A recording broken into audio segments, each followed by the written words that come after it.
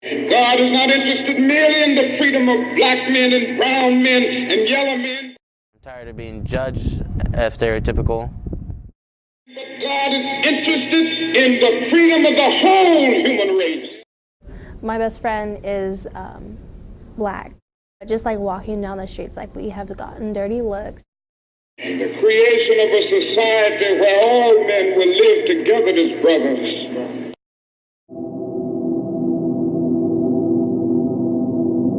My name is Josue Santos Quiñones. I am a senior at Jesuit High School, and I am the president of the La Raza Club. It is the Latino association for pretty much at Jesuit and the community. Some of the experiences I've experienced at Jesuit when it comes to racism is, well, for me it has been very rough, especially during my freshman year. Vote for shirts, for the back of the shirt, we're going to have one of these 3 designs. In junior year, I experienced a lot more because people, thought that they could just come up and say whatever they wanted.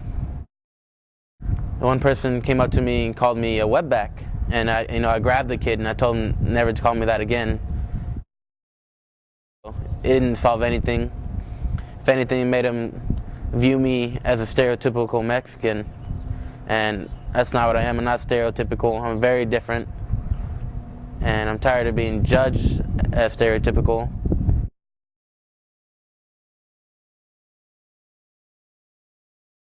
Hi, my name is Chelsea O'Malley. I'm a senior at Intercom High School.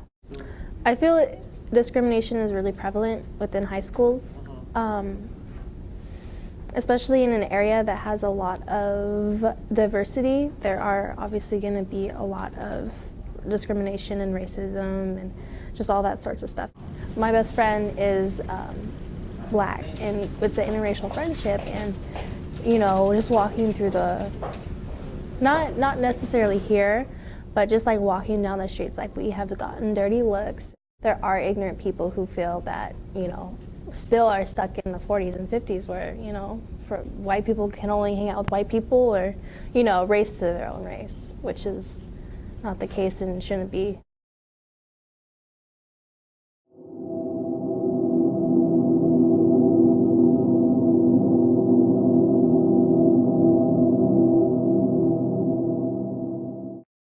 Racism in high school,